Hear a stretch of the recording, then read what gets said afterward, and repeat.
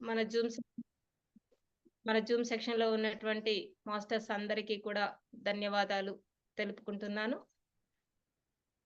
పత్రిజీ మహిళా చైతన్యం ఎలా ఆవిర్భవించిందంటే, మన గురువు గారి యొక్క దివ్య స్ఫూర్తితో మన స్వర్ణమాల అమ్మగారి ఆధ్వర్యంలో మన రాజమండ్రి శైలజ మేడం గారికి వచ్చినటువంటి విజన్ ద్వారా పత్రిజీ మహిళా చైతన్యం అనే వినూత్నమైనటువంటి కార్యక్రమం మేడంకు విజన్ ద్వారా ఇది వచ్చిందనమాట. ఈ కార్యక్రమంలో భాగంగా మన గురువు గారు ఏదైతే సత్యాన్ని చెప్పి ఆచరించినారో అది అందరి చేత ఆచరింప చేయాలనే గొప్ప సంకల్పంతో మేడం గారు ఈరోజు మన ముందర పత్రిజీ మహిళా చైతన్యం అనే కార్యక్రమాన్ని ఎంతో అద్భుతంగా మన ముందుకు తీసుకొస్తున్నారు. ఈ కార్యక్రమం యొక్క ముఖ్య ఉద్దేశం అంటే ఎక్కడైనా ఎవరైనా పిలిచి కార్యక్రమం 3 రోజుల వర్క్షాప్ పిరమిడ్ సెంటర్‌లో ఎవరైనా ఆహ్వానించినారంటే అక్కడికి మేడంతో పాటి మిగతా టీమ్ సభ్యులు వచ్చి అక్కడ మన గురువు గారు అందించినటువంటి 18 ఆదర్శ సూత్రాలు, 13 వ్యక్తిగత నియమాలు, 13 వ్యక్తిగత సూత్రాలు, ఇంతే కాకుండా మన గురువు గారు చెప్పినటువంటి సత్యమైన వాక్కులను అందరి చేత చెప్పి వారి చేత ఆచరించడం జరుగుతుంది. ఈ 3 రోజుల వర్క్షాప్‌లో ఆత్మ జ్ఞానంతో పాటు 3 రోజులు ప్రాక్టికల్ మెథడ్ లో కూడా మేడం గారు కర్మ ప్రక్షాళన చేయడం జరుగుతుంది. తర్వాత ప్రకృతితో అనుసంధానం చేపించడం జరుగుతుంది. అలా అంతేకాకుండా ప్రతి ఒక్కరిలోనూ మన పత్రిజీని చూడవచ్చు. ప్రతి ఒక్కరు కూడా పత్రిజీలుగా తయారవ్వాలి అని మేడం గారు ఎంతో అద్భుతంగా అటువంటి జ్ఞానాన్ని అందించి అందరి చేత ఆచరింప చేయడం జరుగుతుంది. అంత అద్భుతమైనటువంటి కార్యక్రమం మేడం సన్నిధానంలో జరుగుతుంది కాబట్టి ఈ నెల విజయవాడలో 27, 28, 29 3 రోజుల ప్రోగ్రాం అక్కడ జరుగుతుంది. వీలున్న వాళ్ళు అక్కడికి రావాల్సిందిగా కోరుకుంటున్నాము. Okay, thank you friends, thank you madam. ఈరోజు మనకు కుసుమ మేడం గారు ఆనందో బ్రహ్మ అనే అంశంపై వివరణ ఇవ్వడానికి మన పత్రిజీ మహిళా చైతన్యం జూమ్ సెక్షన్ లోకి వచ్చి ఉన్నారు. మేడం గారికి మరొకసారి సాదరంగా స్వాగతం, సుస్వాగతం madam. Okay, thank you. Start చేయండి madam. Thank you madam. Thank you madam. గురుర్ బ్రహ్మ గురుర్ విష్ణు గురుర్దేవో మహేశ్వరః గురు సాక్షాత్ పరం బ్రహ్మ తస్మై శ్రీ గురవే నమః. అమ్మ శ్రీ పితామా పత్రిజీ గారికి, అమ్మ స్వర్ణమాల పత్రిజీ గారికి, పత్రిజీ మహిళా చైతన్య గ్రూప్ మెంబర్స్ అందరికీ, అమృతవర్షిణి గ్రూప్ మేడం స్వరూపరాణి గారికి, ఇక్కడ ధ్యానం చేస్తున్న మాస్టర్స్ అందరికీ నా హృదయపూర్వక ఆత్మాభివందనాలు, శతకోటి ధన్యవాదాలు కూడా. నాకు ఈ అవకాశం ఇచ్చినందుకు మహిళా చైతన్య గ్రూప్ మెంబర్స్ అందరికీ నా హృదయపూర్వక ధన్యవాదాలు. మొదట వినాయకుడి పైన ఒక చిన్న భజన చేస్తుంది. పాహి పాహి గజానన పార్వతి నందన గజానన పాహి పాహి గజానన పార్వతి నందన గజానన మూషిక వాహన గజానన మోదక హస్త గజానన పాహి పాహి గజానన పార్వతి నందన గజానన చామర కర్ణ గజానన విలంబిత సూత్ర గజానన విఘ్న వినాయక గజానన వామన రూప గజానన పాహి పాహి గజానన పార్వతి నందన గజానన మూషిక వాహన గజానన మోదక హస్త గజానన చామర కర్ణ గజానన విలంబిత సూత్ర గజానన విఘ్న వినాయక గజానన వామన రూప గజానన పాహి పాహి గజానన పార్వతి నందన గజానన.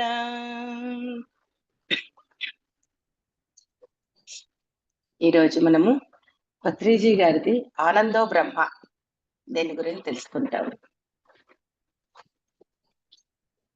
మానవుడి జీవితం ఎందుకు, మనం ఎందుకు జీవించాలి, మనం ఎందుకు జీవిస్తున్నాము, ఈ జీవితం ఎందుకు, ఇంత చిత్ర విచిత్రమైన ప్రకృతి నిర్మాణం ఎందుకు, ఇన్ని రకాల జీవరాశులు ఎందుకు, సృష్టి కార్యక్రమం అంతా ఎందుకు అన్నవి ముఖ్యమైన ప్రశ్నలు.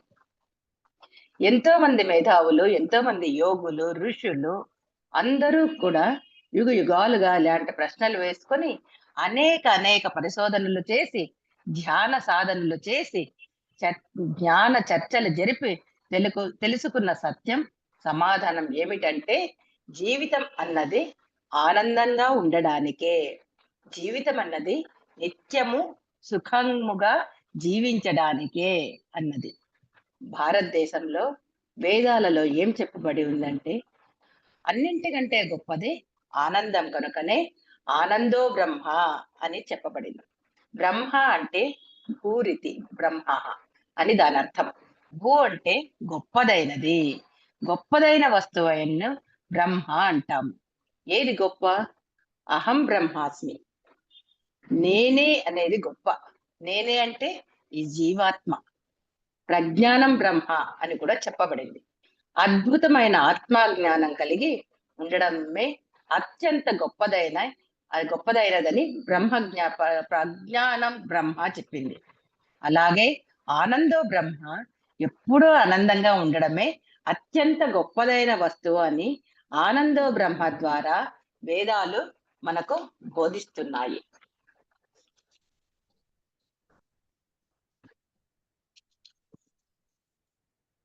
ఆనందం అంటే పిరమిడ్ స్పిరిచువల్ సొసైటీ వారు 1991లో కర్నూలులో స్పిరిచువల్ సొసైటీ ద్వారా ప్రజలకు ధ్యాన మార్గం గురించి, జీవితాన్ని అర్థవంతంగా జీవించడం గురించి చెప్పడం కోసం తీవ్ర ప్రయత్నం చేస్తారు. అప్పుడు మొదలైన పిరమిడ్ స్పిరిచువల్ సొసైటీ మూవ్మెంట్ నిరాటంకంగా సాగి శాఖోపశాఖలుగా ప్రస్తుతం రాష్ట్రమంతా విస్తరించింది. నిన్న కాక మొన్న 1999 ఫిబ్రవరి 25న పిరమిడ్ స్పిరిచువల్ సొసైటీ మూవ్మెంట్ తన రెండవ భాగాన్ని స్థాపించింది. అదే పిరమిడ్ పార్టీ ఆఫ్ ఇండియా. ఆ తర్వాత పిరమిడ్ స్పిరిచువల్ సొసైటీ ఉద్యమం ముచ్చటగా తన మూడవ విభాగానికి శ్రీకారం చుట్టింది. అదే ది ఎంజాయ్మెంట్ సైన్స్ అకాడమీ. ప్రప్రథమంగా ఇది తిరుపతి స్పిరిచువల్ సొసైటీ ద్వారా జన్మ తీసుకొని the enjoyment science academy of తిరుపతిగా ఆవిర్భించింది. ఇదే విధంగా ప్రతి పిరమిడ్ స్పిరిచువల్ సొసైటీ కూడా తమ ఊరిలో, తమ పట్టణాల పేర్ల మీద ఎంజాయ్మెంట్ సైన్స్ అకాడమీలను స్థాపిస్తాయి.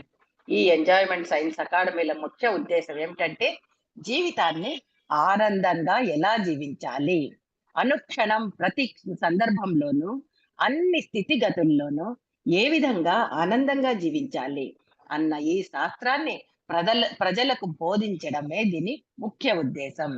ఇది ఒక చక్కటి శాస్త్రం. గణిత శాస్త్రం లాగా, రసాయనిక శాస్త్రం లాగా, న్యాయ శాస్త్రం లాగా ఇది ఆనంద శాస్త్రం. ఆనందం ఎలా అని పరిశోధించే శాస్త్రం. ఆనందం ఎలా అని శోధించిన వారికి మార్గాలు తెలుసుకొని వాటిని ప్రబోధించే శాస్త్రం.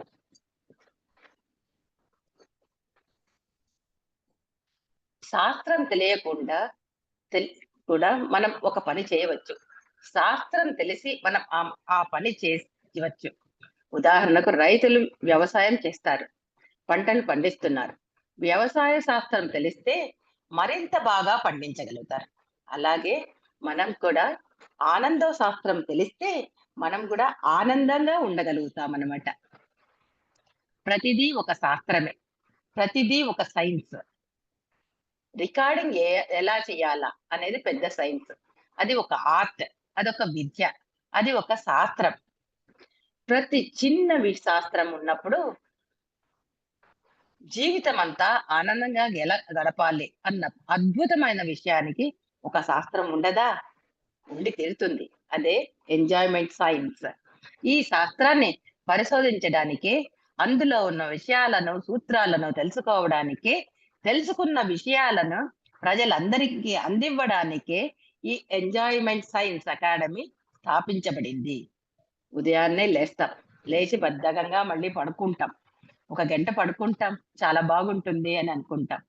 కానీ అలా కాకుండా ఉదయాన్నే లేసి స్నానం చేసి ధ్యానానికి కూర్చుంటే ఇది ఇంకా ఎక్కువ ఆనందంగా ఉంటుంది. మనం ఆ ఒక్క గంట పడుకునే ఆనందం కన్నా ఈ ధ్యానం చేసినప్పుడు వచ్చిన ఆనందము, శ్వాస మీద ధ్యాస పెట్టి కళ్ళు మూసుకొని కూర్చొని ఆ ధ్యానం ద్వారా పొందే ఆనందం ఇంకా గొప్పది.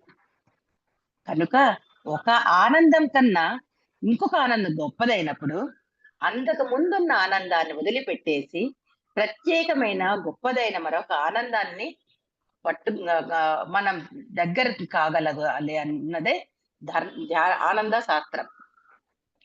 ఒక ఉద్యోగం ద్వారా మనకు 50 రూపాయలు సంపాదిస్తుంటే మరొక ఉద్యోగం ద్వారా మనకు 100 రూపాయలు వస్తుందంటే అప్పుడు మొదటి ఉద్యోగాన్ని వదిలి రెండవ ఉద్యోగాన్ని పట్టుకున్నప్పుడే మనం ఆనందాన్ని తెలివితేటలు అంటారు. అలాగే ఒక పని చేస్తున్నాం ఆనందం కోసం, ఆనందం వస్తుంది. కానీ అదే పనిని మరొక విధంగా, అదే శ్రమను మరో దానిలో పెడితే అందులో మనకు మరింత ఎక్కువ ఆనందం వచ్చేట్లయితే ఆ పనే చెయ్యాలి. ఈ తరుణంలో నాకు రామకృష్ణ పరమహంస గారు గుర్తుకొస్తారు. ఆయన 3 రకాల ఆనందాలు చెప్పారు. విషయానందం, భజనానందం, బ్రహ్మానందం. విషయానందం అంటే ప్రాపంచిక విషయాలు. ఒక ఇడ్లీ, దోస, టిఫిన్, కాఫీ అవి ఏమన్నా తింటే మనకు ఆనందం వస్తుంది. అది విషయాన్నం. భజనానందం అంటే ఒక చక్కటి సంగీతం వింటే మన మనసు చాలా సంతోషపడిపోతుంది. బ్రహ్మానందం అంటే మనలో మనం స్థితం కావడం అన్నమాట. విషయానందం కన్నా భజనానందం గొప్పది. భజనానందం కన్నా బ్రహ్మానందం ఇంకా గొప్పది.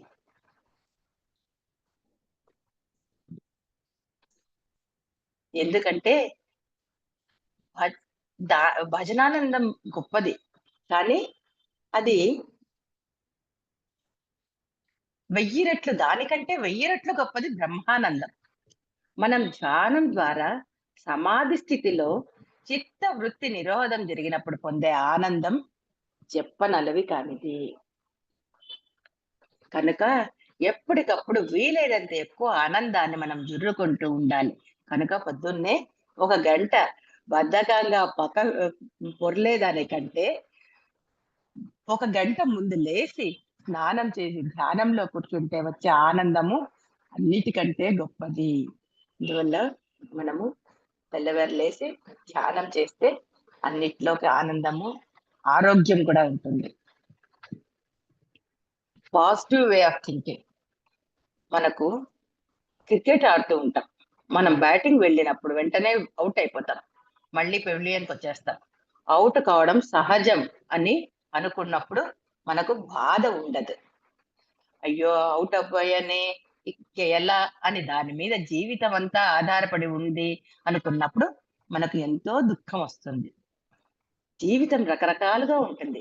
ఒకవేళ అవుట్ అయితే మన తప్పిదం మనం తెలుసుకున్నాం అన్న పాజిటివ్ థింకింగ్ మనకుంటే మనకు ఎప్పుడు దుఃఖం రాదు. కనుక ఇవన్నీ కూడా ఒక దృష్టితో చూస్తే దుఃఖ భాజనం కాను, మరో దృష్టితో చూస్తే ఆనంద విహారంగాను కనిపిస్తాయి. అయితే ఏ దృష్టితో చూడాలి, ఏ దృష్టి కోణాల్లో నుంచి చూడకూడదు అన్న విచక్షణ జ్ఞానమే ఆనంద శాస్త్రం, ఎంజాయ్మెంట్ సైన్స్. అందువల్ల మనము ధ్యానం చేసినామంటే మనకు ఎంజాయ్మెంట్ సైన్స్ గురించి తెలిసిపోతుంది. మనమే మనమే తెలుసుకోగలుగుతాం అన్నమాట. ఎప్పుడు కూడా మొహమాట పడకూడదు. మొహమాట పడితే మనం దుఃఖానికి లోనవుతాము. ఆనందాన్ని కోల్పోతాము. ఎప్పటికప్పుడు నిష్కర్షగా ఉండాలి. ఖచ్చితంగా ఉండాలి. మనకు ఏం కావాలో అది మనము తెలుసుకోవాలి తప్పకుండా. అప్పుడే మనము అన్నీ చేయగలుగుతామనమాట. ఆది నిష్ఠురాలు ఎప్పుడూ ఆనందమయులై ఉంటారు. అంత్య నిష్ఠురానికి పోయి అంతా అయిపోయిన తర్వాత చేతులు కాలాక ఆకులు పట్టుకున్న చందం అవుతుంది. కాబట్టి ఏ పని చేసినా ముందుగా ఆలోచించి చెయ్యాలి. అప్పుడే ఆ పని సక్రమంగా జరుగుతుంది. మనకు సంతోషాన్ని మిగిలిస్తుంది.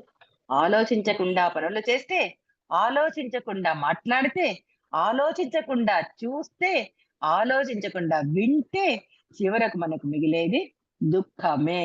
మాట్లాడే ప్రతి మాట మనం ఒకంత ఆలోచిస్తే ఇది అవసరమా? కాదా? అని తెలుస్తుంది. అప్పుడు అవసరమైన పనే చేస్తాము. అవసరమైన పని మనకు దుఃఖాన్నే కలిగిస్తుంది అని ఎరుక కలిగి ఉంటాం. పనికిరాని మాటలు మాట్లాడే వాళ్ళు ఏదో ఎంజాయ్ చేస్తున్నాం అని అనుకుంటారు.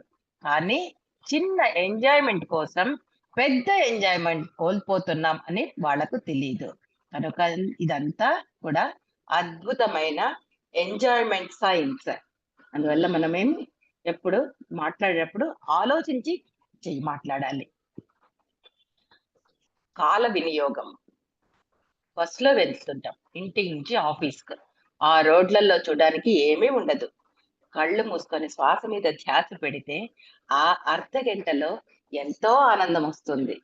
ఇది తెలియని వాళ్ళు జీవితం బోర్. అర్ధగంట బోర్. వెధవ ప్రయాణం బోర్ అని మనసులో తిట్టుకుంటూ ఉంటారు. డ్రైవర్‌ని తిట్టుకొని, పక్క వాళ్ళని తిట్టుకొని, శక్తిని పోగొట్టుకొని కుసేస్తూ ఉంటారు. కానీ ఎంజాయ్‌మెంట్ సైన్స్ తెలిసిన వాళ్ళు, ధ్యాన శాస్త్రం తెలిసిన వాళ్ళు, ఆనంద శాస్త్రం అవగతం చేసుకున్న వాళ్ళు ఏం చేస్తారంటే బస్సులో కూర్చోగానే ఇప్పుడు నాకు స్పెషల్ ఎంజాయ్‌మెంట్ ఉంది. ఇప్పుడు నేను ధ్యానం అనే ఒక అద్భుతమైన లో ఉంటాను అనే నిశ్చయం తీసుకొని కళ్ళు మూసుకొని శ్వాస మీద ధ్యాస పెడతారు. లేకుంటే ఒక పుస్తకం తీసుకొని చదువుకుంటారు. లేకపోతే ఒక వాక్‌మెన్ పెట్టుకొని చక్కని సంగీతం వింటారు. ఎప్పుడో చేతిలో ఒక వాక్‌మెన్ ఉండాలి. ఇంకేం పని లేనప్పుడు వెంటనే అది చెవికి పెట్టుకొని ఆనందించాలి. ఒ ఎక్కడన్నా ప్రతిక్షణం ఎక్కడ ఉన్నా మన ప్రతిక్షణం ఆనందంగా జీవించడానికి ఎన్నో రకాల మార్గాలు ఉన్నాయి. ఇంట్లో ఉన్నా, బస్సులో ఉన్నా, ఆఫీస్‌లో ఉన్నా, ఆఫీస్‌లో కూడాను ఏమి పని లేనప్పుడు కూడా ఒక 10 నిమిషాలు ధ్యానం చేయవచ్చు. ఒక పుస్తకం చదవచ్చు. సంగీతం వినవచ్చు. ఆ కొద్ది సమయమైనా సరే ఎంతటి ఆనందాన్ని ఇస్తుందో, ఎంతటి శక్తిని ఇస్తుందో ఇవన్నీ చిన్న చిన్న చిట్కాలు. రోజుకో విధంగా మనం ఎట్లా బతకాలి? రోజు ఒకే రకంగా ఉంటే మనకు బోర్‌గా అనిపిస్తుందనమాట. మన ఇంట్లో వంటలు వండుతాము. రోజు అదే పాత వంట చేసుకుంటుంటామా? అదే కూర ఒకే విధంగా చేస్తామా? కొన్ని విధానాన్ని మనం పాటించం. నిజానికి ఎన్నో రకాల వంటలు చేయొచ్చు. ఒక వంకాయ కూర అనుకోండి. ఒకరోజు రకరకాలుగా చేసుకోవచ్చు. రోజు ఒకే విధంగా వంకాయ కూర చేస్తే అది రుచించదు. అది ఆనంద శాస్త్రం బోధిస్తుంది. అయితే దీనికి శ్రమ అవసరం, కృషి అవసరం, యుక్తి అవసరం, తెలివి అవసరం, ఆసక్తి అవసరం. అవన్నీ లేని వాళ్ళకి జీవితం బోర్‌గా ఉంటుంది. దుఃఖ సహితంగా ఉంటుంది. ఆనందరహితంగా ఉంటుంది. కానీ ఈ ఆనంద శాస్త్రాన్ని ఒక శాస్త్రంగా అధ్యయనం చేసిన వాళ్ళు ప్రతి క్షణం ఆనందాన్ని ఎంతైనా జుర్రుకుంటూ ఉండవచ్చు. ఈ వంకాయ కూరని ఇంకో విధంగా బాగు చేయొచ్చు. గుమగుమలాడేట్లు రుచిగా చేసుకోవచ్చు అని శాస్త్రజ్ఞులు తెలుసుకుంటారు. కొంతమంది ఏంటంటే ఊరికే తినేస్తుంటారు. కడుపు నిండుతుంటారు. అది తిన్నంత సేపు బాగానే ఉంటుంది. తిన్న తర్వాత 2 గంటలు బాధిస్తుంది. వేదనకు గురిస్తుంది. కనుక తింటున్నప్పుడు జాగ్రత్తగా తీసుకుంటే అవసరమైనంతనే తింటే ఆ తరువాత 2 గంటలు బాధపడనవసరం లేదు. ఇప్పుడు ఏదైనా ఒక పని చేస్తున్నప్పుడు దాని పరిణామము భవిష్యత్తులో దారుణంగా ఉంటుంది అని తెలిసినప్పుడు ఆ పనిని మనము ఎప్పుడూ చేయకూడదు. ఆ పనిని ఇప్పుడే ఎంజాయ్ చేస్తున్నాం. ఆ తర్వాత ఏమన్నా కానీ అనుకున్నప్పుడు చివరకు దుఃఖమే మిగులుతుంది, ఆనందం ఉండదు. ఏ పని ద్వారా అయితే ఇప్పుడు ఆనందం, తదుపరి ఆనందం ఉంటుందో అదే సరి అయిన పని, అదే సబబైన పని. ఎక్కువ డబ్బు సంపాదించామనుకోండి, ఆ డబ్బుని ఏం చేయాలో తెలియదు. ఇన్కమ్ ట్యాక్స్ ఎప్పుడు వాళ్ళు వస్తారేమో అని భయం, రైడ్ చేస్తారేమో అని భయం, దొంగలు వస్తారేమో అని భయం, కొడుకు తీసుకోపోయి పాడు చేస్తాడేమో అని భయం అనే శేషాభిలాషలతో నానా అగచాట్లు పడుతుంటాం. ఏ రోజుకు ఆ రోజు సంపాదించామనుకోండి, ఆ ఆనందం వర్ణనాతీతం. అందుకే శంకరాచార్యులు వారు చెప్పారు, అర్థం అనర్థం భావం నిత్యం, నాస్తి తత సుఖ లేస సత్యం, పుత్రాదపి ధన భాజం భీతి, సర్వాత్రైష విహితారేతి. ఎక్కువ డబ్బు సంపాదించడం వల్ల ఎక్కువ దుఃఖాన్ని కొనుక్కుంటున్నారు అందరూ. తగినంత డబ్బుతో తృప్తి పడిన వారు అనంతమైన ఆనందాన్ని పొందుతున్నారు. ఇది ఆనందానికి మార్గం. ఎక్కువ డబ్బు వస్తే ఎక్కువ ఆనందం వస్తుంది అనుకుంటున్నారు కొందరు మూర్ఖులు. అది కానే కాదు. మితిలోనే ఉంది ఆనందం, అతిలో లేదు ఆనందం. అతి సర్వత్రా వజ్రిత. ఇది ప్రతి వాళ్ళు ఎంత ఎక్కువ చేస్తే అంత ఎక్కువ ఆనందం ఉంది అనుకుంటుంటారు. కానీ ఎంత మితిగా ఉంటే అంత ఆనందం అని తెలీదు. Law of diminishing returns. జీవితం అనేది ఎప్పుడు మల్టీ డైమెన్షనల్ గా ఉండాలి, అంతేగాని యూనిడైమెన్షనల్ గా ఉండకూడదు. అంటే ఏకసూత్రపథంగా ఉండరాదు, బహుసూత్రపథంగా ఉండాలి. అప్పుడే వినూత్న ఆనందం వస్తుంది. లా ఆఫ్ డిమినిషింగ్ రిటర్న్ అని ఒక సిద్ధాంతం ఉంది. ఒక యాపిల్ తిన్నామనుకోండి బాగుంటుంది, రెండో యాపిల్ తిన్నామనుకోండి బాగుంటుంది, మూడో యాపిల్ దగ్గరికి వచ్చేసరికి ఇంకా తినకూడదు అనిపిస్తుంది, నాలుగో ఆపిల్ తింటే అంతా వాంతి అయిపోతుంది, లోకొచ్చేస్తుంది. ఏం చేయాలి అప్పుడు? మొదట ఒక ఆపిల్ తినాలి, రెండవది సీతాఫలం తినాలి, మూడవది మామిడి పండు తినాలి, తర్వాత జామ పండు తినాలి. వెరైటీగా తింటే అప్పుడు డోకు రాదు. అన్నీ తినొచ్చు, కానీ తిన్నవే తింటూ ఉంటే వాంతి వచ్చేస్తుంది. మొట్టమొదట ఉన్న ఆనందం చివరికి ఆవిరైపోతుంది. కనుక ఎప్పటికప్పుడు వైవిధ్యం చూపించాలి, అనేక రకాల విద్యలు నేర్చుకుంటూ ఉండాలి. అప్పుడు ఆనందం మల్టిపుల్ గా ఉంటుంది, బహుముఖంగా వెల్లివిరుస్తుంది. అప్పుడు అది లా ఆఫ్ డిక్రీసింగ్ రిటర్న్స్ కాజాలదు, అది లా ఆఫ్ ఇంక్రీసింగ్ రిటర్న్స్ అవుతుంది. తద్వారా మనం అనేక లాభాలను పొందుతాం. ఇవన్నీ కూడా ఆనంద శాస్త్రంలో ఒక మూల సూత్రాలు. పుస్తక పఠనం. చాలా మంది కాలేజీ అయిపోతూనే ఇంకా పుస్తకాలకు గుడ్ బై కొట్టేస్తాం, ఇంకా పుస్తకాలు చదివేస్తే దాటిపోయింది అని అనుకుంటారు. పాపం, పుస్తకాల్లో ఉన్నంత ఆనందం మరి ఎందులోనూ లేదు. అందులో ఎంత ఆనందం ఉందో, ఎంత విజ్ఞానం ఉందో, ఎంత విశ్రాంతి ఉందో, ఎంత హాయి ఉందో. మహానుభావుల పుస్తకాలు చదువుతుంటే, గొప్ప గొప్ప రచయితల పుస్తకాలు చదువుతుంటే ఎంత విశ్రాంతి, ఎంత వినోదం, ఎంత ఆనందం. ఆ బుక్స్ చదవకపోతే అసలు జీవితమే వృధా. సినిమాలకు మాత్రమే పోయి ఆనందాన్ని పొందగలం, ఇంట్లో కూర్చొని ఆనందం పొందలేం అని కొందరు అనుకుంటారు. సినిమాకు పోతేనే ఆనందం, టీవీ ముందు కూర్చుంటేనే ఆనందం. టీవీ అద్భుతమైన ఆనందాన్ని ఇస్తుంది, అయితే టీవీ ఒక్కటే ఆనందం కాదు. పుస్తకాలు అద్భుతమైన ఆనందాన్ని ఇస్తాయి, కానీ పుస్తకాలు ఒకటే ఆనందం కాదు. పుస్తకాలు చదవాలి, టీవీ కూడా చూడాలి, రెండూ ఆనందం కాదు. క్రికెట్ కూడా ఆడాలి, వంట కూడా చేయాలి, ధ్యానం కూడా అలవర్చుకోవాలి. అప్పుడు అంతా ఇంత ఆనందమే ఆనందం. మిత్రత్వం. జీవితంలో ఏ ప్రత్యేక ఆనందానికి కూడా మనం దూరం కాకూడదు. అన్ని ఆనందాలను పుష్కలంగా పొందాలి. భౌతికంగా, మానసికంగా, బుద్ధిపరంగా, ఆత్మపరంగా. పక్కింటి వాళ్ళతో మాట్లాడడం, మనం నాకేం పట్టింది వాళ్ళతో మాట్లాడడానికి అలా చాదస్తానికి పోతాం. ఏమో వాడితో మిత్రత్వం నేర్పితే ఏమైనా కొత్త ఆనందానికి దారి చూపిస్తాడేమో, మనకేం తెలుసు.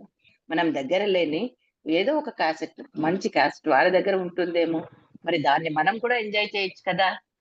తిరుపతి పట్నం ముందు చుట్టుపక్కల చక్కటి అడవులు ఉన్నాయి. అడవుల్లోకి వెళ్తే శేషాచలం కొండల్లోకి వెళ్తే ఎంత ఆనందమో! ట్రెక్కింగ్ చేస్తే ఎంత ఆనందమో! బండరాయి పైన పడుకుంటే ఎంత ఆనందమో! అలాగే వర్షం వస్తుందనుకోండి, ఇంట్లోకి పరుగులు తీస్తారు కొందరు. నిజానికి వర్షంలోకి పరిగెత్తాలి. రోడ్ల మీద పరిగెత్తాలి. ఫ్రీ షవర్ బాత్ చేయాలి. ఎంత ఆనందమో! ఇవన్నీ ఆనంద సూత్రాలు. మనిషి ఎప్పుడూ ఆనందంగా జీవించాలి. అతడు ఆనందవాహిని కావాలి. అలెగ్జాండర్ ప్రపంచాన్నంతా ధ్వంసం చేసి నేను గొప్ప విజయాన్ని సాధించాననుకొని తిరుగు ప్రయాణంలో తన సొంత దేశానికి చేరుకు అవుతున్న సమయంలో ఒక చోట విశ్రాంతి తీసుకుంటాడు. తీసుకుంటూ ఆ చుట్టుపక్కల చూడడానికి వింతలు విశేషాలు ఏమున్నాయి అని అడిగినప్పుడు ఏమీ లేవు స్వామి. అయితే ఒక ముసలివాడున్నాడు, డయోజనిస్ అని. చాలా గొప్ప యోగి అట. అతను గొప్ప ఖ్యాతి ఉన్నాడు అన్నారు. అయితే అతన్ని నా దగ్గరికి తీసుకురండి, చూస్తాను, మాట్లాడతాను అన్నాడు అలెగ్జాండర్. అతను మీ దగ్గరికి రాడండి, మీరే అతని దగ్గరికి వెళ్ళాలి అన్నారు భటులు. అతన్ని పట్టుకురండి అని శాసిస్తాడు. భటులు వెళ్తారు గాని అతన్ని తీసుకురాలేకపోతారు. అప్పుడు అలెగ్జాండర్ ఆ డయోనిసియస్ దగ్గరికి వెళ్ళి డయో డయోజనీస్ ఏమిటి నీ ప్రత్యేకత అని అడిగితే, నీ నేను నీకు సమాధానం చెప్పే ముందు నేను నిన్నో ప్రశ్న అడుగుతాను.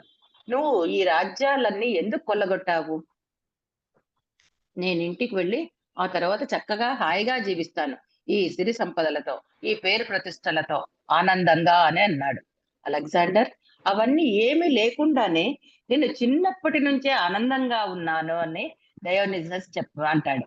ఆనందంగా జీవించడం కోసం నీవు ఇన్ని సంపాదించావు, ఎంతో కష్టపడ్డావు. అయితే నేను చిన్నప్పటి నుంచే ఆనందంగా జీవిస్తున్నాను, అదే నా ప్రత్యేకత అంటాడు డయోజినస్.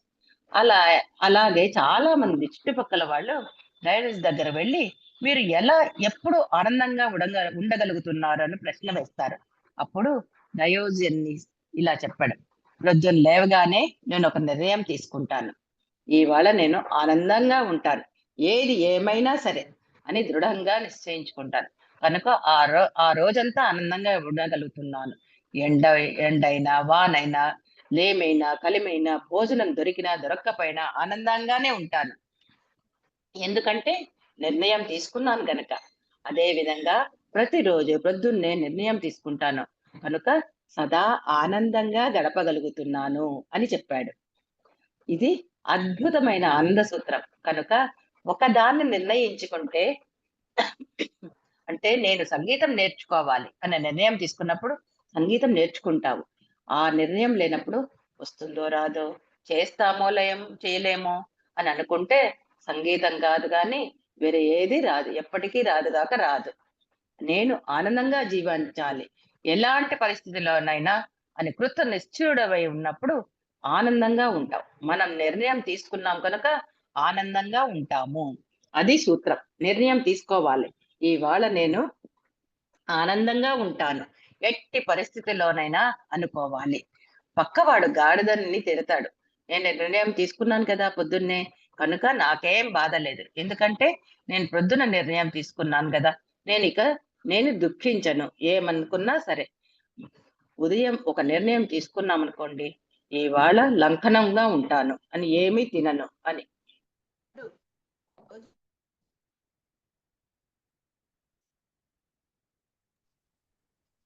చెప్పిన వాడికి తినడానికి ఏమీ దొరకదనుకోండి, ఏడవడు. ఎందుకంటే ఇలాగూ నిర్ణయం తీసుకున్నాడు. దొరికినా తినడు, దొరక్కపోయినా తినడు. అలాగే ఇవాళ బాగా తింటాను అని నిర్ణయం తీసుకున్నాడు అనుకోండి, వాడికి ఆ రోజు ఏమీ దొరకదు. ఇక వాడి బాధ వర్ణాతీతం. ఇవాళ ఇదే తింటాను అని నిర్ణయం తీసుకున్నవాడు పాపం, వాడికి అది దొరుకుతూనే ఉండాలి. ఏ ఇంట్లోకి వెళ్ళినా అది దొరికితేనే ఆనందం, అది దొరక్కపోతే దుఃఖం. కానీ ఇవాళ నన్ను దొరికితేనే తింటాను, లేకపోతే ఏం పర్వాలేదు అని నిర్ణయం తీసుకున్న వాడికి ఏది దొరకపోయినా ఆనందమే. ఎందుకంటే నిర్ణయం తీసుకున్నాడు కనుక. ప్రొద్దున్నే నిద్ర లేవగానే ధ్యానంలో అనుభవం వచ్చినా రాకపోయినా, నాకు భగవద్గీత శ్లోకం అర్థమైనా అర్థం కాకపోయినా, ఆఫీసర్ నన్ను తిట్టినా పొగడినా ఎవరు తిన్నా తినకపోయినా క్రికెట్ లో ఫస్ట్ బాల్ కే అవుట్ అయినా లేకపోయినా సెంచరీ కొట్టినా ఇవాళ ఏమైనా సరే నేను ఆనందంగా ఉంటాను అని నిర్ణయం తీసుకొని వెళ్ళినప్పుడు క్రికెట్ బాల్ ఫస్ట్ బాల్ కే అవుట్ అయినా కూడా పక్కపక్క నవ్వుకుంటూ వస్తాడు. పొద్దున్నే నిర్ణయం తీసుకున్నాడు కనుక అదే ఆ నిర్ణయం చేసుకోకపోతే ఫస్ట్ బాల్ కి అవుట్ అయిపోతే ఏడుస్తూ వస్తాడు. ఈ విషయమే చెప్తాడు. అద్భుతమైన డయోనిసస్ గొప్ప ఆనంద శాస్త్రజ్ఞుడు. ఎంజాయ్మెంట్ సైన్స్ అకాడమీ ఇలాంటి ఆణిముత్యాలన్నింటినీ ప్రపంచ సాహిత్యంలోంచి ఇస్తుంది. వాటిని అందరికీ ప్రచారం చేస్తుంది. ఎలాగైనా ధ్యాన సూత్రాలను, ఆత్మజ్ఞాన సూత్రాలను పిరమిడ్ సోషల్ స్పిరిచువల్ సొసైటీ వెలికి తీస్తాయి. ఎలాగైతే ప్రజాధర్మ సూత్రాలను పిరమిడ్ పార్టీ ఆఫ్ ఇండియా వెలికి తీస్తుందో అలాగే ఆనంద సూత్రాలను ఎంజాయ్మెంట్ సైన్స్ అకాడమీస్ వెలికి తీస్తాయి. ప్రజలకు ఆనంద సూత్రాలను బోధిస్తాయి. తద్వారా ప్రజలందరూ కూడా నిత్యం అనుక్షణం జీవించడానికి జీవించడానికి మార్గం సుగమం అవుతుంది. Enjoyment science academy master professors చిన్నపిల్లలకు చిన్నప్పటి నుంచి ఇవన్నీ బోధించాలి. మామూలుగా మూర్ఖులేం చేస్తారంటే నువ్వు డాక్టర్ అయితే నీకు ఆనందం, నువ్వు ఇంజనీర్ అయితే ఆనందం, లేకపోతే ఆనందం లేదు అని బ్రెయిన్ వాష్ చేస్తారు. అలాగే మెడికల్ కాలేజీలో సీట్ రాకపోతే ఒకనొకడు ఆత్మహత్య చేసుకుంటాడు. నా పత్రిజీ గారి జీవితంలో కూడా ఆ మాదిరే అయిందంట. నా జీవితం కూడా ఇలాగే జరిగింది. 1964 సంవత్సరం నాకు మెడికల్ కాలేజీలో సీట్ రాలేదు. నేను హైదరాబాద్ ట్యాంక్ బండ్ మీద అటు ఇటు తిరిగాను. ఎప్పుడు దూకుదామా అని. నా తల్లిదండ్రులు ఆ విధమైన మూర్ఖ భావనలు నాలో ప్రవేశపెట్టారు. నన్ను దుఃఖమయం చేశారు. మెడికల్ కాలేజీలో సీట్ రాకపోతే నా బ్రతుకు వ్యర్థం అనే భావన కల్పించారు. మహా పరివేదన కల్పించారు. కానీ నేను నా పిల్లలకు అలా చెప్పలేదు. మీ ఇష్టం వచ్చినట్టు చేసుకోండి. మీరు మున్సిపాలిటీ స్వీపర్లుగా ఉన్నా కూడా ఆనందంగా జీవించవచ్చు. డాక్టర్లు, ఇంజనీర్లే కానక్కర్లేదు అని వాళ్లకు నేను బోధిస్తున్నాను. కనుక వాళ్ళు నిత్యము ఆనందంగా జీవిస్తున్నారు. ఒక్క మార్కు తక్కువైతే 2 మార్కులు ఎక్కువైనా వాళ్ళకి ఎటువంటి బాధ, ప్రత్యేకమైన ఆనందాలు లేవు. కనుక ఆ విధంగా ఆత్మజ్ఞాన పరంగా నా పిల్లలు పెరిగారు. నా పిల్లలు అద్భుతమైన ఆనందంలో ఎప్పుడూ జీవిస్తూ ఉంటారు. ఎప్పుడు వాళ్ళకు దుఃఖమే లేదు. కానీ నా తల్లిదండ్రులు కింద నేను ఎంతో దుఃఖం అనుభవించాను. ఆత్మహత్య చేసుకోవడానికి కూడా రెడీ అయ్యాను. ఆ ఆనంద శాస్త్రాన్ని ప్రతి స్కూల్లోనూ, ప్రతి కాలేజీలోనూ ఒక కంపల్సరీ సబ్జెక్ట్ గా అందరికీ బోధించాలి. ధ్యాన విద్య ఎలాగో ఆనంద విద్య కూడా పాఠ్యాంశంగా ఉండాలి. ధ్యాన విద్య కంపల్సరీగా ఉంటే అందరూ కంపల్సరీగా ధ్యానం చేస్తారు. జీవితం యొక్క అర్థాన్ని తెలుసుకుంటారు. ఆనంద విద్యను ప్రబోధించినప్పుడే అందరూ దాన్ని అధ్యయనం చేసినప్పుడే అందరూ ఆనందంగా జీవించగలుగుతారు. డబ్బులో ఆనందం లేదు. ఆనందంలో ఆనందం ఉంది. డబ్బులో డబ్బు ఉంది. ఆనందంలో ఆనందం ఉంది. డబ్బులో ఆనందం ఉంది అనుకుంటున్నారు కొందరు మూర్ఖులు. ఆనందంలోనే ఆనందం ఉంది అని తెలుసుకోవడమే ముఖ్యమైన ఆనంద శాస్త్ర సూత్రం. ఇది మనకు డయోజినస్ చరిత్ర ద్వారా చక్కగా విశదం అయ్యింది. ఒక అద్భుతమైన సూత్రాన్ని రిచర్డ్ బాక్ అనే ఒక గ్రేట్ మాస్టర్ మనకి ఇచ్చాడు. దాని గురించి తెలుసుకుందాం. ఆయన ఏమన్నాడంటే the mark of your ignorance is the death of your belief in injustice and tragedy. అంటే నువ్వు ఎంత దుఃఖానుభవిస్తుంటావో, లోకంలో ఎంత అన్యాయం ఉంది అని భావిస్తుంటావో, వాస్తవానికి నీకు అంత ముఖ్యమైన అజ్ఞానం ఉంది, ముఖ్యమైన అజ్ఞానం ఉంది అని నువ్వు తెలుసుకో అని. మనం దేనికైనా బాధపడుతూ ఉంటే సంబంధమైన అజ్ఞానం మనకి ఏదో చక్కగా ఉందన్నమాట. మన దుఃఖానికి కారణం మన అజ్ఞానం.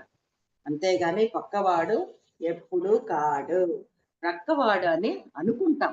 అదే వచ్చిన మన గొడవ. ఎప్పుడైతే మనం దుఃఖానికి కారణం మనమే అని తెలుసుకుంటామో, కారణాన్ని మనం గురించి పారేస్తామో, మన దుఃఖాన్ని పోగొట్టుకుంటాము. అప్పుడు ఆనంద శక్తి ముఖారోహణం చేస్తాము. ఏది చేస్తే మనం ఎప్పుడు ఆనందంగా ఉంటామో అదే చెయ్యాలి. ఆనంద శాస్త్రం గురించి పక్కవాడి గురించి అడిగి తెలుసుకోవాలి. ఏది చేస్తే ఆనందంగా ఉంటుందో అదే అది చెప్పే శాస్త్రాన్నే చదవాలి. గ్రంథాలను చదవాలి. చక్కటి సజ్జన సాంగత్యం చెయ్యాలి. అందరి దగ్గర నుంచి అన్నీ తెలుసుకుంటూ ఉండాలి. ఏది చేస్తే ఎప్పుడు ఆనందంగా ఉంటామో తెలుసుకోవాలి. కొంతమంది చిన్న చిన్న లాభాల కోసం అబద్ధాలు ఆడుతూ ఉంటారు. Honesty is the best policy అనేది తెలియదు. ఎప్పుడు కూడా త్రికరణ శుద్ధిగా ఉండడమే సరైన ఆనంద సూత్రము. చెప్పిందే చెయ్యాలి, చేసిందే చెప్పాలి, ఆలోచించేదే చెప్పాలి. మనస వాచ కర్మణ ఏకంగా ఉండడమే త్రికరణ శుద్ధి కలిగి ఉండడం. త్రికరణ శుద్ధి లేని వాడికి ఆనందం ఆమడ దూరం. త్రికరణ శుద్ధి ఉన్న వాళ్ళకే ఆనందం లభ్యం. కనుక మనం ఆనందంగా ఉండాలి అంటే త్రికరణ శుద్ధి కలిగి ఉండాలి. నీకు తెలియనిది మాట్లాడకు, తెలిసిందే మాట్లాడు, మాట్లాడిందే ఆచరించు, ఆచరించిందే మాట్లాడు. మనసులో ఒకటి పెట్టుకొని నోటితో ఇంకొకటి మాట్లాడకు. ఇవన్నీ ఆనంద సూత్రాలు. ఎవరైతే నిజాయితీగా ఉంటారో, త్రికరణ శుద్ధి కలిగి ఉంటారో వారే నిత్యం ఆనందమయులుగా ఉంటారు. ఇదే ఆనంద సూత్రం. కనుక ఇదే పిల్లలకు చెప్పాలి, ఇదే పెద్దలకు చెప్పాలి, ఇదే బంధువులకు చెప్పాలి, ఇదే శత్రువులకు చెప్పాలి. మరొక అద్భుతమైన ఆనంద సూత్రం ఏమిటంటే, ఒక 10 రూపాయలు మనం 10 బస్తాలు మోసి సంపాదించామనుకోండి, ఆ 10 రూపాయలు ఎంతో అపూర్వమైన ఆనందాన్ని ఇస్తాయి. అదే మన తండ్రి జేబులో నుంచి 10 రూపాయలు కొట్టేస్తే ఆ సొమ్ముతో మనకు ఆనందం ఇవ్వదు. 10 బస్తాలు మోసి 10 రూపాయలు సంపాదించింది ఆ 10 రూపాయలు ఉంటే మేఘాల్లో తేలిపోయినట్టుగా ఉంటుంది. భూమి మీద కాళ్ళు ఆనవు. కనుక కష్టపడి సంపాదించిన డబ్బుతోనే మనకు ఆనందం ఉంటుంది. తీరగా వచ్చిన డబ్బులో ఆనందం లేదు. ఇది ఆనంద సూత్రం. కనుక ఎంజాయ్మెంట్ సైన్స్ అకాడమీలు ఇలాంటి ఆనంద సూత్రాలకు సాఫల్య కేంద్రాలు. ఆనందాన్ని విస్తారంగా ప్రజలకు పంచి పెడతారు. ఎవరు? మన పిరమిడ్ మాస్టర్లు. సత్యం తెలుసుకోవడంలో ఆనందం ఉంది, ధర్మం ఆచరించడంలో ఆనందం ఉంది. అందుకనే సత్యం ధర్మం అన్నాం. సత్యాన్ని నమ్మిన వాడికి, ధర్మాన్ని ఆచరించిన వాడికి ఆనందం లేదు. సత్యాన్ని నమ్మని వాడికి, ధర్మాన్ని ఆచరించని వాడికి ఆనందం లేదు. కనుక మన పిరమిడ్ మాస్టర్లు, పిరమిడ్ స్పిరిచువల్ సొసైటీ మాస్టర్స్ కి, pyramid party of India masters కి అద్భుతమైన ఆనందం లభిస్తుంది. వాళ్ళ ఆనందమయులుగా ఉంటారు. శరీరాన్ని మాత్రమే నమ్ముకున్న వాళ్ళు, ఆత్మ గురించి తెలియని వాళ్ళు సుఖ దుఃఖాలను అనుభవిస్తుంటారే కానీ శాశ్వత ఆనందాన్ని అనుభవించలేరు. ఆత్మ యొక్క తత్వం తెలిసిన వాళ్ళే, ఆత్మను అనుభవించిన వాళ్ళే శాశ్వత ఆనందంలో ఉంటారు. మోక్షం, అపవర్గం, శ్రేయస్సు, సాల్వేషన్, లిబరేషన్, ఎన్లైట్మెంట్, నిర్వాణం ఇవన్నీ శాశ్వత ఆనంద స్థితులు. అంటే పాలు పెరుగైన స్థితి. దుఃఖం ఆనందమైన స్థితి. పాలు పెరిగైన తర్వాత మళ్ళీ పాలు కాజాలదు. కనుక ఒకసారి శాశ్వత ఆనందం పొందిన తర్వాత ఇక వెనుక చూపు ఉండదు. ఇంకా దుఃఖం రమ్మన్నా రాదు. అలాంటి స్థితిని పొందాలి అంటే ప్రతి మనిషి ధ్యానంలో ఆజ్ఞాచక్రం ఛేదించాలి. ఆజ్ఞాచక్రం ఛేదించినప్పుడే ఆ తర్వాత 1000 పడగల పాము ఉత్తేజింపబడినప్పుడు, ఆ సహస్రదళ కమలం విచ్చుకున్నప్పుడు ఇక శాశ్వతంగా ఆనందమే ఆనందం. అదే మహాపరినిర్వాణ స్థితి. ఆ స్థితి చేరుకుంటే సహజంగానే ఏం చేసినా, ఏం చేయకపోయినా ఎప్పుడు ఆనందంగా ఉంటాడు. ఏ పరిస్థితుల్లోనైనా సరే కూర్చుంటే ఆనందం, కలిసి ఉంటే ఆనందం, కలిసి లేకపోయినా ఆనందం. ఇవన్నీ సహస్రారం యొక్క, సహస్రదళ కమలం యొక్క, 1000 పడగల పాము యొక్క స్థితిగతులు. ఆనందమే ఆనందం. ఈ రోజు మనం ఎన్నో విషయాల ఆనందం గురించి తెలుసుకున్నాం. ఆనందాన్ని ఇంగ్లీష్ లో ఎంజాయ్మెంట్ అంటాం. ఆనంద శాస్త్రాన్ని ఎంజాయ్మెంట్ సైన్స్ అంటారు. ఆనంద శాస్త్రం పరిశోధన కేంద్రాన్ని ఎంజాయ్మెంట్ సైన్స్ అకాడమీ అంటాం. ఒక ఆడ మగ కలిస్తే ఆనందం, పెళ్లి చేసుకుంటే ఆనందం, పిల్లలు కంటే ఆనందం, ఇంట్లో ఎవరన్నా పిల్లలు పుడితే పైలోకాల నుంచి ఈ లోకానికి వచ్చారని ఆనందం. అలాగే ఇంట్లో ఎవరన్నా చనిపోతే ఈ లోకం నుంచి వాళ్ళ స్వస్థలానికి వెళ్ళారు అని ఆనందం. ఏదైనా పనిని సక్రమంగా చేస్తే ఆనందం, ఏదైనా పనిని సక్రమంగా చేయకపోతే దుఃఖం. ప్రతిదీ ఆనందాన్ని ఇవ్వడానికే సృష్టించబడింది. ఈ భౌతిక కాయం, ఈ చర్మచక్షువులు, ఈ కర్మేంద్రియాలు ప్రతిదీ కూడా సృష్టిలో ఆ విరాట్ భగవత్ స్వరూపం చేత ఆనందంతో ఆనందంగా జీవించడం కోసమే సృష్టించబడినది. ఆడుకుందాం. జంతువులను చంపకూడదు, జంతువులతో ఆనందంగా జీవించాలి. కోడిని చంపకూడదు, కోడితో ఆడుకోవాలి. కోడిని తిని ఆనందించకూడదు, అది సరైన ఆనందం కాదు. కోడితో ఆడుకోవాలి, చిన్న పిల్లలతో ఆడుకోవాలి, ముసలి వాళ్ళతో ఆడుకోవాలి, తోటి మనుషులతో ఆడుకోవాలి. ముసలి వాళ్ళతో ఆడుకోవాలి, తోటి మనుషులతో ఆడుకోవాలి, దేవతాగణాలతో ఆడుకోవాలి, పంచభూతాలతో ఆడుకోవాలి, శ్రీకృష్ణుడితో ఆడుకోవాలి. ఆయన కాళ్లకు దండాలు పెట్టరాదు. ఆడుకోవడానికి అన్నీ ఉన్నాయి. ఆట ముఖ్యం, పాట ముఖ్యం. పైలోక వాసులు నిత్యం ఆటపాటల్లోనే మునిగి తేలుతూ ఉంటారు. మనం ఎప్పుడైతే ఈ శరీరాన్ని వదిలి పైలోకాలకు వెళ్తామో అక్కడ ఎప్పుడు ఆటలే, ఎప్పుడు పాటలే. అక్కడ రకరకాల ఆటలు, రకరకాల పాటలు, రకరకాల ఆనందం.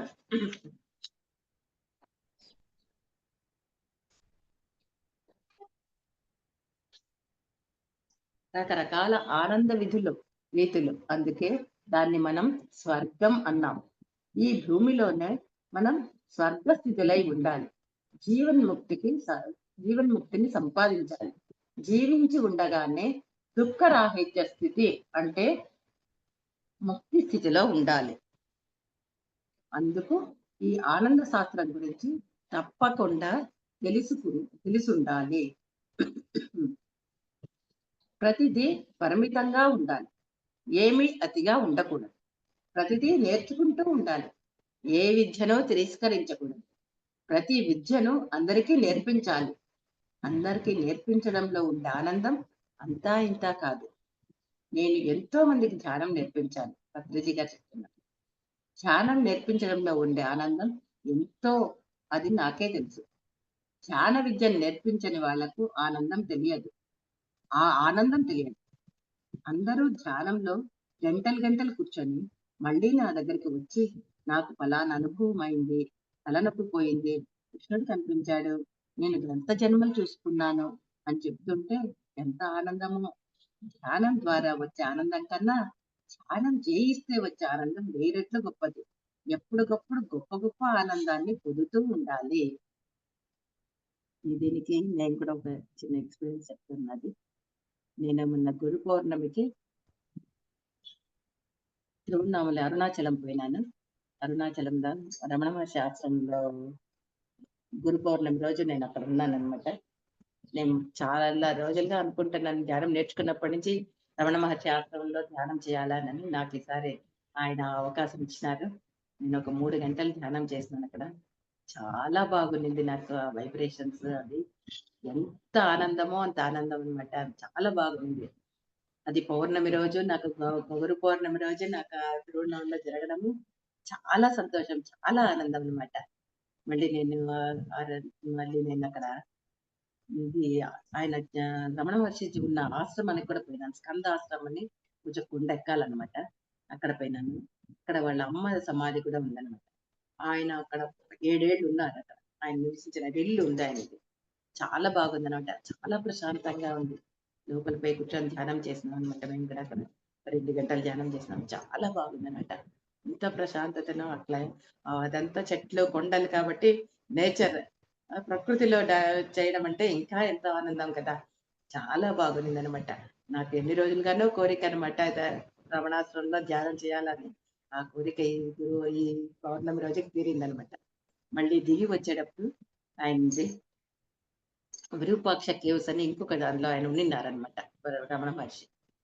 అక్కడ పోయినాను నేను. మళ్ళీ ఆ గుహలకు కూడా పోయినాము. అక్కడ కూడా నేను ధ్యానం చేసినాను. అక్కడ ఒక యోగి ఒక ఆయన ధ్యానం చేస్తున్నారు. అక్కడ ఒక చిన్న దీపమే ఉందన్నమాట, ఎక్కువ వెళ్తారు లేదు. కానీ నాకు ఆయన బొమ్మలా కనపడినారు. అదే విగ్రహం పెట్టినారేమో అనుకున్నాను. మేము కూడా కూర్చొని ధ్యానం చేసుకుంటూ ఉంటే నాకు కొద్దిసేపటికి శ్వాస వినపడింది అనమాట. శ్వాస తెలుస్తోంది. నాకు సౌండ్ వినపడుతోంది అనమాట. నేను కొండ దిగి వచ్చిన దానివల్ల నాకు ఆయాసం వచ్చి ఆ సౌండ్ ఏమో అని నేను అనుకున్నాను. కొంతసేపు వెయిట్ చేసినాను అనమాట, నా శ్వాస తగ్గాలి కదా అని అనుకోని. కానీ నాకు అది కాదు, నాది కాదు, వేరే శ్వాస వినపడుతోంది నాకు తెలిసింది కొంతసేపటికి. అయితే నాకు ఎక్కడి నుంచి వస్తుంది శ్వాస అని తెలియలేదు అనమాట. ఎట్లా ఇదేం తెలియలేదు. నాకు తెలిసి ఆ శ్వాసను ఏమేమి తెలుసుకోవాలని చెప్పి నేను కళ్ళు తెరిచేస్తాను ఇమ్మీడియట్ గా. తెరిస్తే ఎదురుగా ఆయన బొమ్మ అని అనుకున్నది యోగి మనిషి అన్నమాట ఆయన. ఆయన యోగి ధ్యానం చేస్తున్నారు. ఆయన పొట్ట మాత్రమే కదులుతారన్నమాట. నాకు వేరే ఏం తెలియలేదు ఆయన కదిలేదు. ఆయన పొట్ట ఒకటే కదులుతుంది. ఆ శ్వాసలు, ఆయన శ్వాసలు నేను ఆయా శ్వాస సౌండ్ విన్నానేమో అనుకుంటున్నాను నేను. చాలా అద్భుతంగా ఉన్నిందనమాట. అంత ఎనర్జెటిక్ గా ఫీల్ అయినాను నేను ఆయన దీన్ని కలిసినప్పుడు. ఊహించలేదనమాట. ఆయన దీంట్లో ఆయన అసలు మొదట బొమ్మ అనుకున్నాను. మళ్ళీ ఆయన మనిషి. మళ్ళీ ఆయన శ్వాసతో నేను అనుసంధానమైనాను. అది నేను అనుభవించినాను అని అంటే నాకు అంత సంతోషం అయిపోయిందనమాట. చాలా బాగుండింది ఆ అనుభవము. ఇవన్నీ నేను భద్రేజీ గారి గారు ఉన్నాయన్నమాట. నేను ధ్యానంలోకి రావడము, ధ్యానం చేయడము, ఈ అనుభవం రావడము. ఒక్కసారి ఒక్కొక్క చోట ఎక్కడ పోయినా కూడా నాకు ఆ అనుభవమే వేరేగా ఉందన్నమాట. ముందంతా గుడికి పోతే దేవుడిని చూసేదాన్ని పోయి వచ్చినట్టుగా ఉండేదన్నమాట. ఇప్పుడు అట్లా కాదు. గుడికి పోయినానంటే దేవుడి ఆ ఎనర్జీస్ మనం ఫీల్ అవ్వాలా. అమ్మ మనకు దేవుడు ఏ దేవుడున్నా సరే ఏదైనా పవర్ఫుల్. ఆయన కూడా ఇప్పుడు రాముడు, కృష్ణుడు అన్ని కూడా అందరూ కూడా మనిషి రూపమే. వాళ్ళు ఆ శక్తిని వాళ్ళు తెచ్చుకున్నారు, దేవుళ్ళు అయిపోయినారు. అందుకే మనకు పత్రిజీ గారు చెప్పారు, మనం కూడా దేవుళ్ళమే అంటారనమాట. అయితే మనం దేవుడి క్వాలిటీస్ మనం తీసుకోవాలా. మనలో ఉండే క్వాలిటీస్ మనము ఆ దేవుడి క్వాలిటీస్ మనము ఇంప్రూవ్ చేసుకోవాలా, పెంపొందించుకోవాలంటే అప్పుడు మనం కూడా దేవుళ్ళమే అయిపోతాం. అందువల్ల ఎప్పుడు గుడికి పోయినా ఆ ఎనర్జీని నేను ఫీల్ అవ్వాలా. అమ్మవారి గుడికి పోయినా అమ్మవారి ఎనర్జీని నేను ఫీల్ అవ్వాలా. అమ్మ ఎనర్జీతో నేను అనుసంధానం అవ్వాలి అని అచ్చకులు అనుకుంటానన్నమాట. ఈ వే ఆఫ్ థింకింగే మారిపోతుంది అనమాట. దీనిలోకి వచ్చినాక చాలా మంచి అనుభవాలు అన్నమాట. చాలా బాగుంటుంది. ఆయన ఏం చెప్పినా ఆయన కృతజ్ఞత ఎంత చెప్పినా తక్కువనే అనమాట. అంత బాగుంటుంది ఆయనది.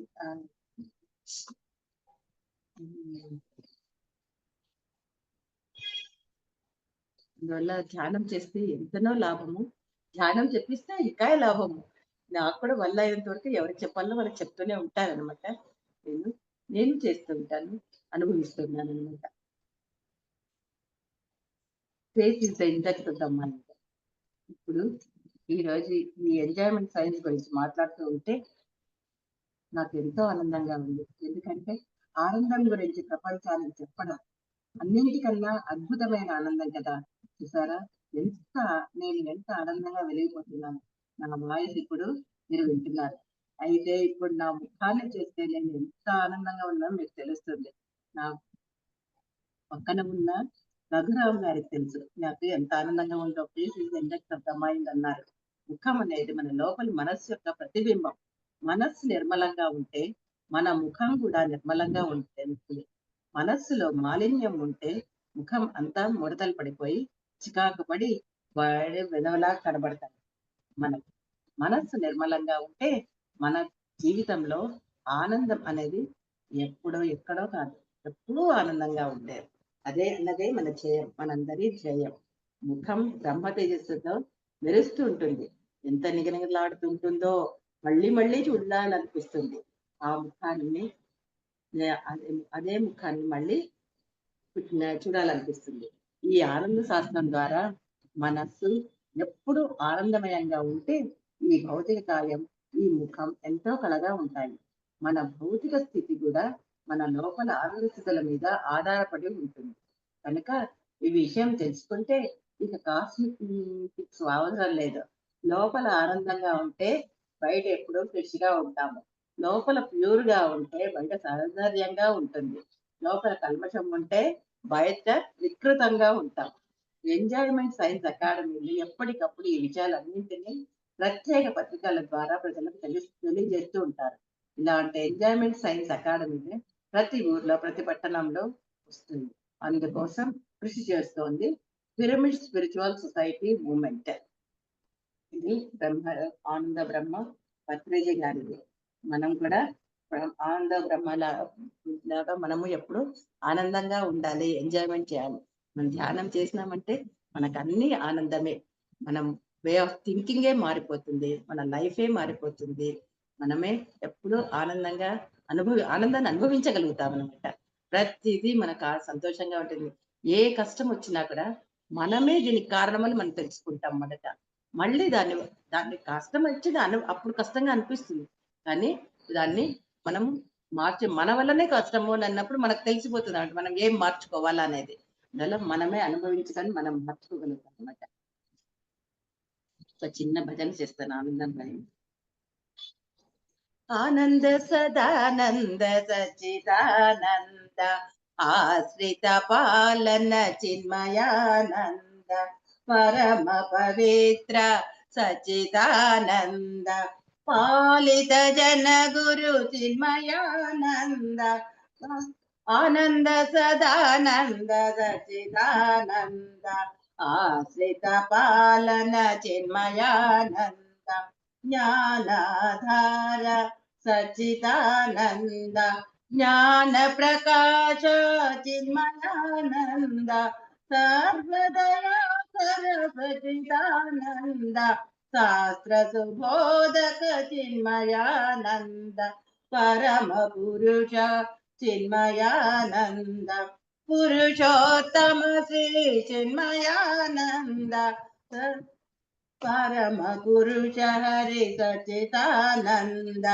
పురుషోత్తమ శ్రీ చిన్మయానంద ఆనంద సదానంద సచ్చిదానంద ఆశ్రిత పాలన చిన్మయానంద పరమ పవిత్ర సచ్చిదానంద పాలిత జన గురు చిన్మయానంద పరమ పురుష చిన్మయానంద పురుషోత్తమ శ్రీ చిన్మయానంద ఆనంద సదానంద సచ్చిదానంద. చాలా చాలా థ్యాంక్స్ అండి మహిళా చైతన్య పత్రిజీ మహిళా చైతన్య గ్రూప్ గారికి, గ్రూప్ అందరికీ, టీం మెంబర్స్ అందరికీ నా హృదయపూర్వక ధన్యవాదాలు. మెంబర్స్ అందరికీ నా హృదయపూర్వక ధన్యవాదాలండి. నాకు ఈ అవకాశం ఇచ్చినందుకు శతకోటి ధన్యవాదాలు. పత్రిజీ గారికి నా హృదయపూర్వక ధన్యవాదాలు. Thank you madam.